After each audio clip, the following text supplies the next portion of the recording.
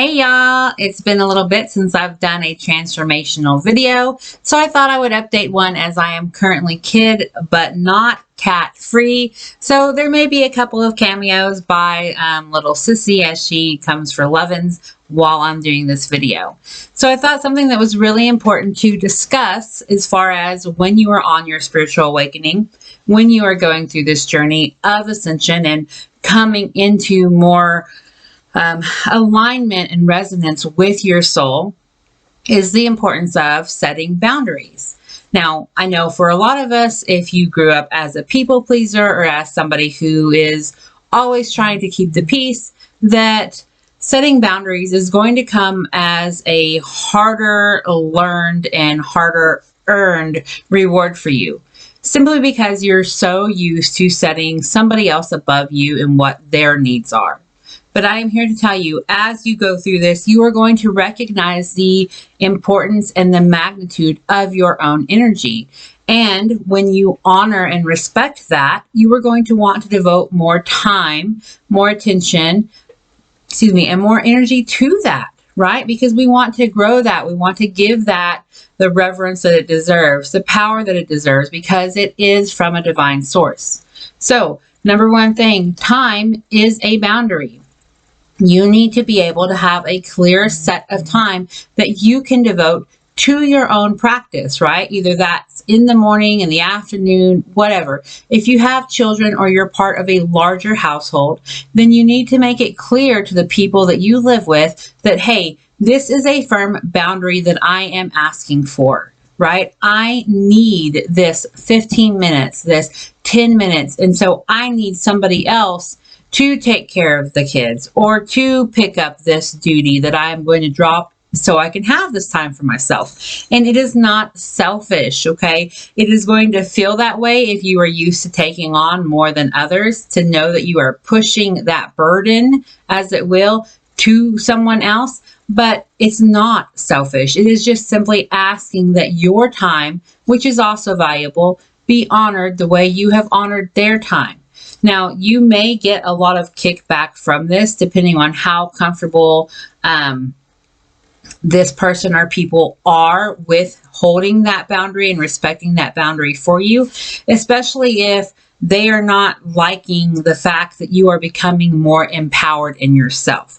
To them, this is a lose-lose situation because you are finally finding your own voice, which may mean changes in their eyes of who you are, but you're also asking them to step up and do more than they've been required to in the past. So it's going to be an uncomfortable stage of growth, both for them and for you. But if it is somebody who can honor the connection y'all have between your souls, who wants to see you grow on a bigger basis, then it should be something that is manageable and that they should be able to work around.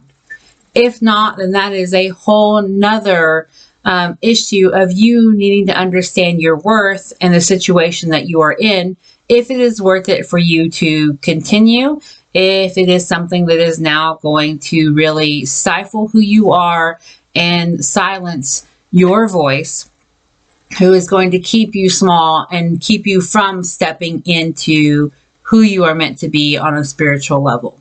Okay. Another boundary that you want to have set clearly for yourself is an expectation from yourself. So if you say, I want to do this, but then you do not respect yourself enough to commit to it, then you are violating your own boundary, right? You are not honoring yourself and your true desires. And that is something that it's not easy to think about it in that way. And it may be a new perspective for you.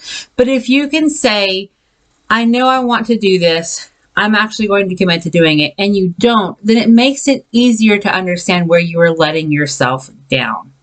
So another boundary that I would put in place, not only to have the time to devote to your practice and to commit to yourself that you will actually devote yourself to the practice, but it is also going to be how you experience and channel the growth, right?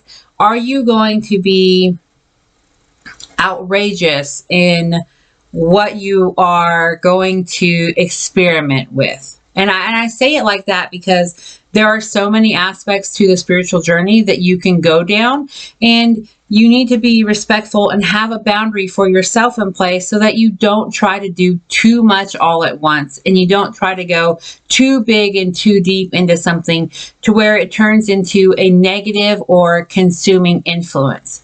Because as much as the spiritual awakening and the journey is about connecting within, there are distractions that lie within it.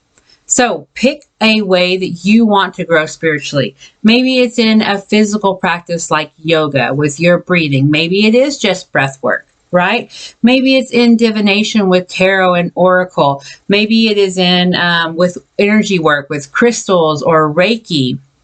Maybe it is in holistic healing. There are so many different ways where you can incorporate whatever feels the most natural to your soul into your spiritual practice. And that is how we want to go and grow.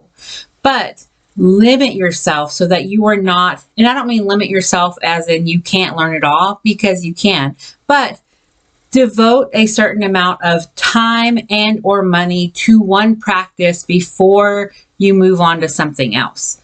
And I'm saying that in case you have a little squirrel brain like I do, where I see something shiny, I'm attracted to it, it's interesting, I'm going to put everything I can into it, and then I'm going to see something else shiny, and then I'm going to go to that instead. I'm trying to give you some practical advice so that you don't end up in that, because what happens is you end up not really being competent or masterful at any one thing because you are scattered about in all of them. So say if you want to learn different modalities, different practices, tell yourself that you're going to devote 3 weeks to each one. 3 weeks, 21 days, X amount, 40 hours, however you want to quantify the amount of time and energy you're putting into learning a new practice. Set that up as a boundary that you must reach or hold before you move on to learning something else. This will get you a chance to really get good at what you're learning, to really sink in and incorporate that knowledge, not just up here, but down here, right? Because the spiritual awakening, the practice of ascending, it is supposed to be encompassing of your whole being. It is not just your mind. It is your mind, body, and your spirit. So you want to spend time engaging and working in ways and working with tools and modalities that are honoring that, so that you are furthering yourself, furthering your soul's expansion. So what other boundaries would you need to put in place that can help you to be the most attentive and most attuned towards what your soul wants?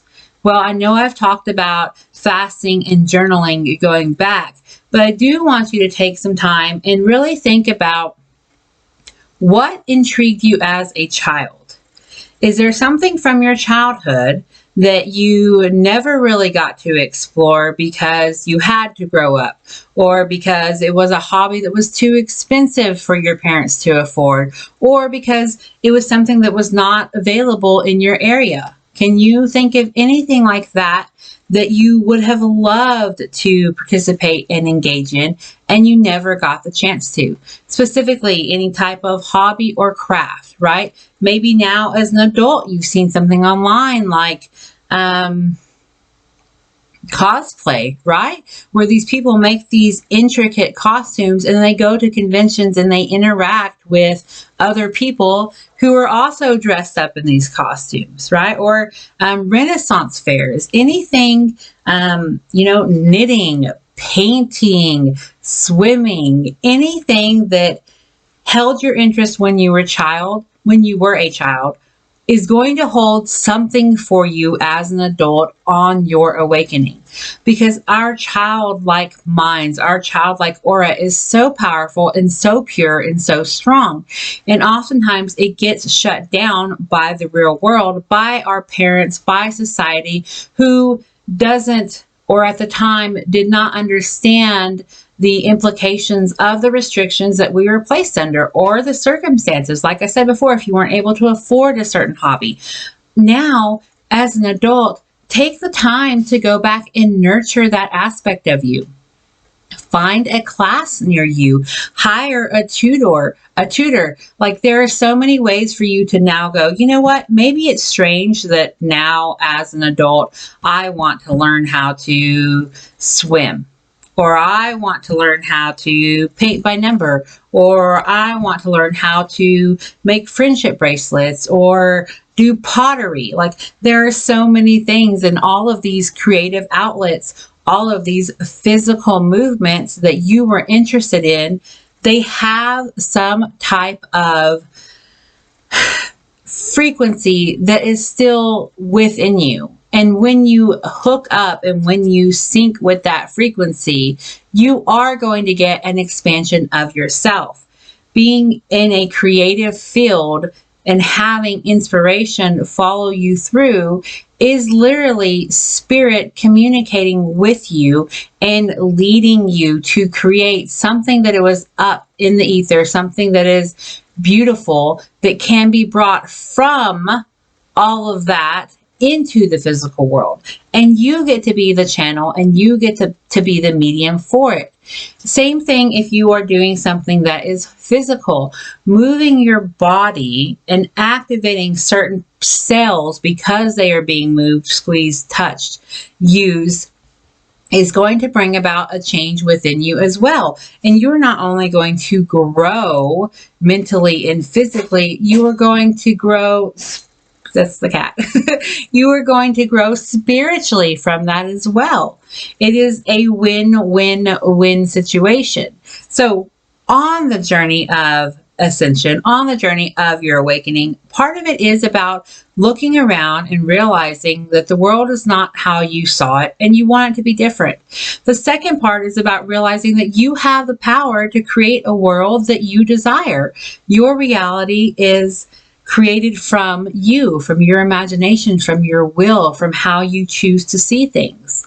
And so when you tap in and you set boundaries for space, for being that ultra creative being, this divine source of light and creation, you hold boundaries for keeping space and time devoted just to that, and you honor that connection, and then you limit yourself on making sure you can learn a certain amount before you move on to something different. You grow in your power.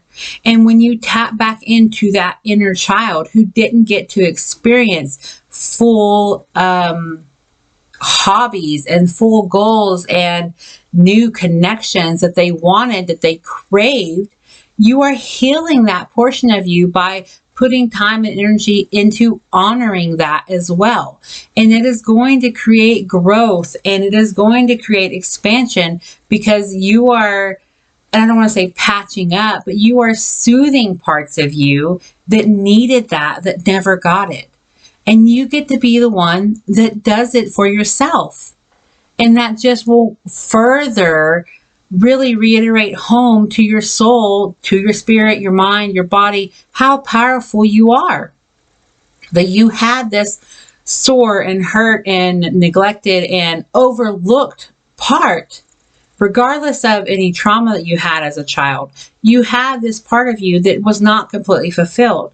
And now you have the opportunity to fulfill it, healing that inner child and bringing with it the growth and expansion that comes when that most carefree and that most hopeful and wondrous version of you, that version that is pure love, that version that is light, that version that is happiness and joy and just wants to be expansive, gets to be expanded. You are going to have tremendous change when you can tap into childlike wonder throughout your day, throughout your week. It is an excellent way to remind you that the hum and drum of your day-to-day life, if you are still in our regular society, participating in, school schedules and work schedules and, required this and that, if you are still in that, stepping back into childlike play and spending and focusing time on nurturing that joy that a child experiences when they try and learn something new, is going to disconnect you from all of that stress that goes with the real world. It's going to put a barrier in between and let you reconnect with your innermost being. And that's what we are trying to do on this ascension cycle. We are trying to connect with the innermost portion of ourselves so that we can bring that light and bring that love and shine it out into the world so that others can see that light, so that others can appreciate the carefree and the joy that we have to spread. And then they will feel empowered to tap in and find their own joy and light. And that is how we can connect and change and create everything that we've always wanted. And it's not just woo-woo. It is not just hearsay, right? And I'm speaking, these videos are from my own experience. And a lot of the times it's easy as a mom who is working for herself. I get distracted with, oh, I need to create this and I need to have this and do this. And my son is excellent at grounding me. He is a beautiful reminder that it's okay to put it down and just play. Because when I can just play and see the joy in his eyes and feel that joy in my heart, then I know that I'm thinking and stressing about things that are not important. What's important is him. What's important is the joy and the wonder that he feels when I fully tap in and connect with him. When we fully play together, that is nourishing not only my spirit, but his spirit.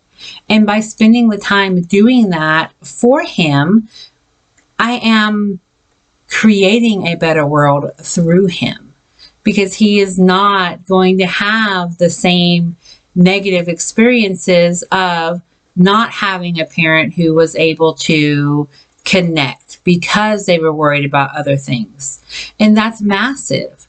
So, this whole process is for all of us. It feels individual, right? Because we each have our own parts and we each have our own lessons and we each have our own journeys that we're going through. But hopefully, when you find this video, the message reaches you when you need it the most, when you need that reassurance that you're not alone. We are all going through it. And by all of us going through it, we are creating a wonderful network full of love, full of light, and full of change, right? We are the creators. And if you're here and you're going through it, I love you. I love you for what you've been through because I know it's not easy. And I love you for your resilience at getting through it and your willingness to keep going. So if this found you, just know that you are supported, even if we've never met. I am hoping for the best for you, for all of us. And I would love to connect with you on a more personal level. If anything that I said resonated with you, feel free to drop me a comment or like the video. And until next time, I hope you stay blessed.